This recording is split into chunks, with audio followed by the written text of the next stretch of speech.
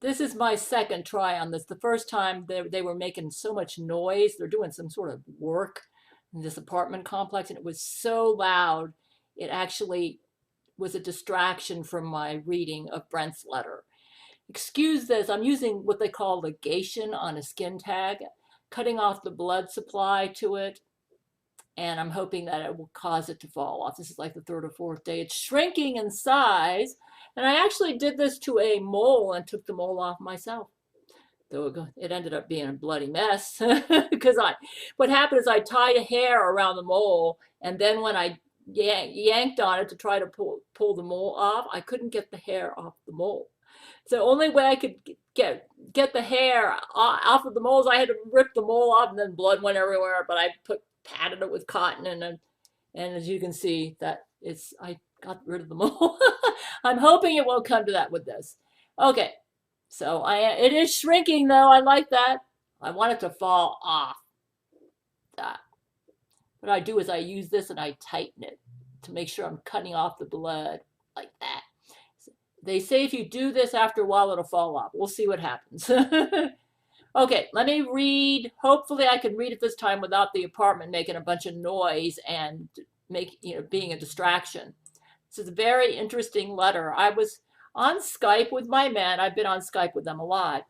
And they said there was a black woman. They said it was obviously a black woman. And they thought it was a real voluptuous black lady who was insistent on talking to Brent as the pastor of Church of Gail. Well, it turned out that it wasn't a black woman. So here's the letter from Brent. Dearest Gail, as you know, we've recently been receiving calls at our church from what sounded like a very articulate young black woman. Her name was Korambo, and she has been requesting a visit to Church of Gail to speak at our services. I consulted with Jesus, who gave me the thumbs up to welcome the lady aboard. On the date of Korambo's arrival, I went down to the ship's docking port to greet her. To my surprise, the individual in question was not the black woman she sounded to be on the phone, but in fact a female gorilla. I was in shock. The well-dressed young gorilla woman sauntered out and extended a hand to greet me. Good morning, Brent Spiner, Korambo hailed respectfully. Not wanting to seem prejudiced that this African creature could speak so articulately, I shook her hand and ignored the obvious differences between us. Good morning, Miss Korambo, and welcome aboard Church of Gail. Thank you, Mr. Spiner. Korambo adjusted her glasses and pulled up her rolling suitcase. It's so good to finally meet you. I believe you knew my late mother. Although Korambo clearly outweighed me by several 100 pounds and could easily snap my body in half, she was also a lady. I instinctively took her suitcases for her to carry them as I escorted her back to her quarters. She thanked me politely. Your late mother? I asked, unsure of who she was referring to. Yes, Coco the gorilla. My mouth fell open in amazement. Oh, yes, I knew Coco well, I exclaimed. She was famous for learning sign language and being able to communicate with humans. I didn't know Coco had a husband. Actually, I thought she was a lesbian. According to news reports from the mid-2000s, her trainer would bring human women to Coco so she could see them naked and play with their breasts. To answer your question, my mother was unmarried. However, while she did enjoy carnal relations with human women, she briefly had a tryst with my late father during her visit to the Cincinnati Zoo. He was also famous. You must know of Harambe. Harambe, who was that? I asked, Korambo's luggage becoming heavy in my arms. Harambe was a male zoo gorilla who was murdered by cops when a white toddler fell into his exhibit in 2016. I gasped with a mixture of shock and sadness. Harambe! I'm starting to remember now, I recounted with growing empathy for Korambo. He was in the news. Yes, you see, when the toddler fell into the exhibit, my father went to check to see if he was all right. He knew the child was scared and not safe alone in a gorilla neighborhood, so after zookeepers were called, he decided to stand by while waiting for the proper authorities to arrive. The police saw my gorilla father standing next to the white toddler and assumed the worst. They shot him on sight. Oh, no, I moaned, my heart sinking with compassion. Poor Harambe. Goodness, Korambo. Humans rioted in the streets when George Floyd died of a fentanyl overdose in police custody, and he was a career criminal with a history of violent felony charges. Harambe was innocent, and nobody seemed to care, nor was there any justice for his death. That must make you so angry. Ah, thank you, Brent. But my father was a peaceful man, and he would not have wanted rioting over his demise. Actually, that's what I came here to talk about. Korambo and I walked the halls of Church of Gail as she told me more about herself and where she came from. Born and raised in an American zoo, Korambo was a gorilla prodigy since she was young. From an early age, she began speaking fluent English, reading books, and insisted on getting a job at the zoo to pay for her own bananas. Nonetheless, despite her intelligence, she was never quite accepted among the humans. She felt that to them, she was just a dumb gorilla, no matter how tame and capable she appeared. Korambo decided to move to the Congo from the United States, thinking she would be able to better connect with other African gorillas than the white zookeepers who raised her. It was, as she thought, going back to her roots. To Korambo's dismay, the culture in the Congo was not what she expected. The other gorillas would taunt her, and soon she became the center of neighborhood gossip. They criticized her for talking like a human, reading books, being too smart, and being unwilling to take free food from human tourists or to steal from the local villages. They told her she was acting too human, and some even went as far as to say she wasn't really a gorilla. Korambo, disappointed that Africa was not everything she dreamed, quietly kept to herself while simply observing the other gorillas. Korambo soon noticed far more unsettling things about gorilla culture than she had anticipated. Some gorillas were raiding the human villages to steal food, rape human women, and even assault humans. All of those things were considered crimes by human standards. As a result, many of these gorillas would be captured by animal control. The gorillas became outraged and would fight the animal control officers, even going so far as to start mauling their faces off. This caused many gorillas to be restrained with physical force, and some were even unfortunately shot.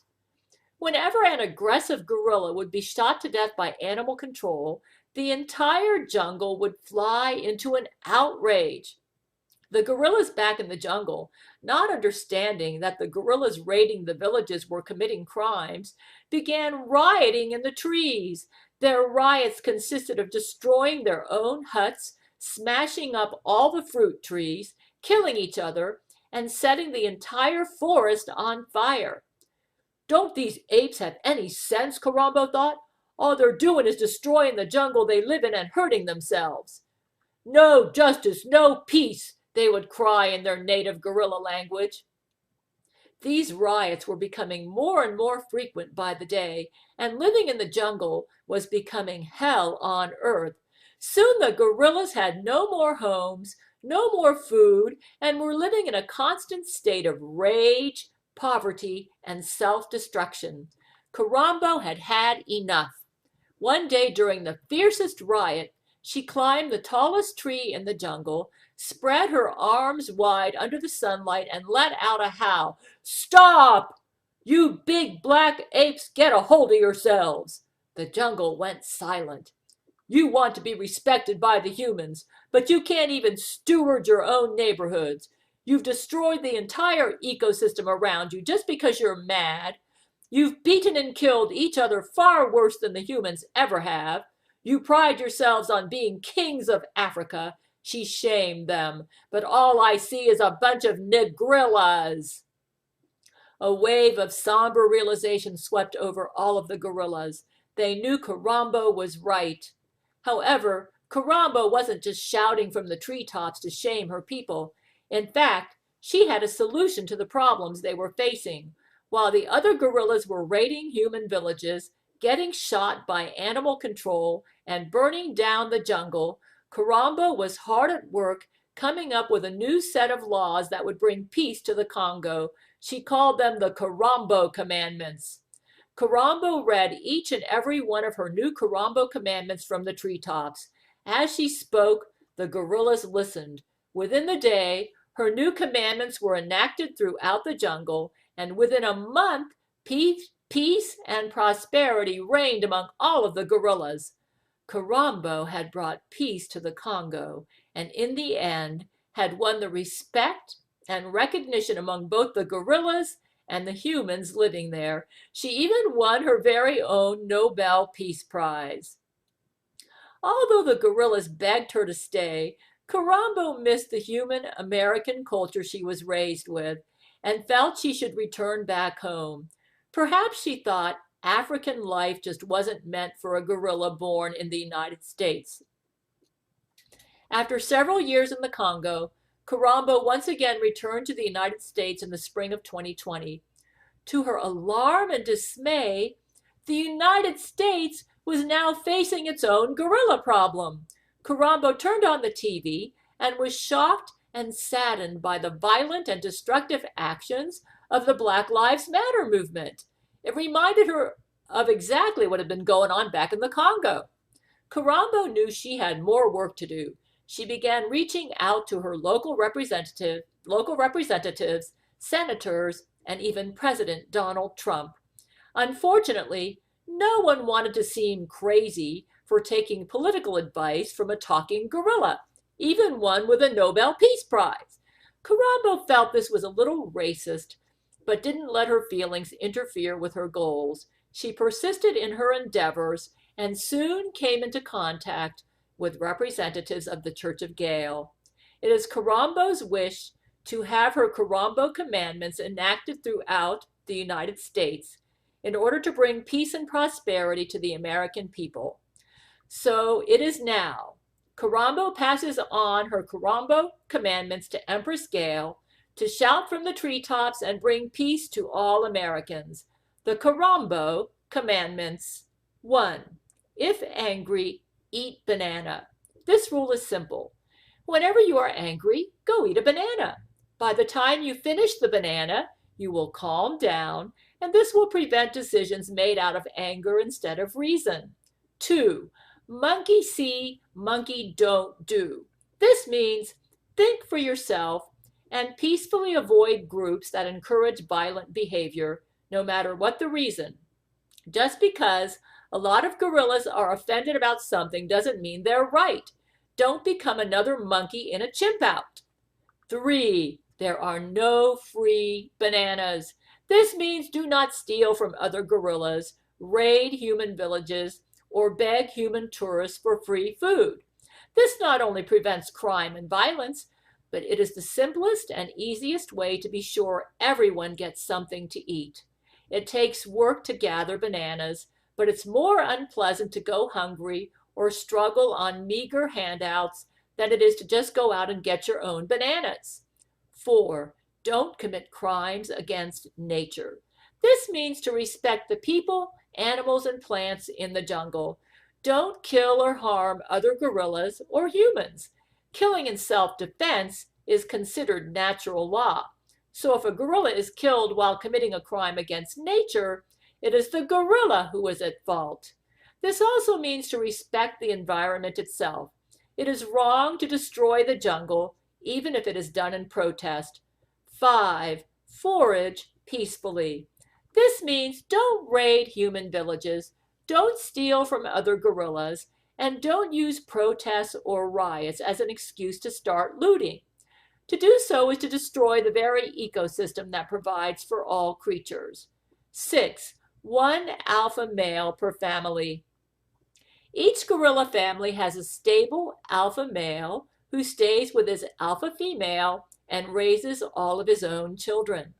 In the Congo, male gorillas were migrating from group to group, mating with all the females and leaving behind hundreds of fatherless offspring. Because none of them knew who the fathers actually were, this led to a lot of unintentional inbreeding. The new generations began to break down due to inbreeding, and the single females had difficulty providing bananas to all of their offspring. This situation was fixed when each family had one male to father offspring and provide bananas. 7. He who wants the termites makes his own stick. Gorillas use sticks to forage for termites. They make the sticks from branches, lick them to make them sticky, then poke the stick inside the termite mounds to gather the termites. One day in the Congo, a gorilla by the name of Snarl Barks proposed an idea that the gorilla who had the best method of making termite sticks should be forced to make sticks for everyone by the community. That way, nobody would have better sticks than anyone else, and they could all use a good stick provided to them for free. Over time, the one who made the sticks became tired and unmotivated. The sticks he made became of lesser quality, and he no longer had any incentive to make better ones. Even though the sticks sucked and barely got any termites, nobody else was making and distributing the sticks. When some gorillas spoke up and offered to make better sticks, Snarl Barks told them that no gorilla could own the means of stick production or compete in a free stick market, so the gorillas just had to deal with it. Finally, the stick maker died of old age. None of the younger gorillas knew how to make termite sticks anymore because they never had to, and always relied on their stick maker to provide them with free sticks. The group went hungry and many starved to death. The solution was to make sure everyone in the group had the freedom to make, own, and trade sticks so that they could always feed themselves and get the best quality sticks. 8. Enjoy a gorilla joke now and then. Gorilla jokes are funny. Less violence and more brotherhood occurs in groups that can make fun of themselves and each other's differences in a harmless way.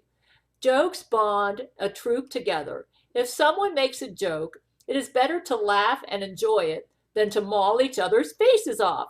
A gorilla's words are not violent, only their 2.5-inch fangs.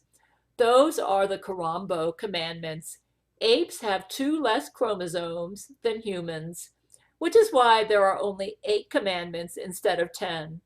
Korambo assures me that these rules will help humans in the United States solve our gorilla problems. Together we can restore peace and harmony in our jungle and end racism. Your husband, Brent Spiner.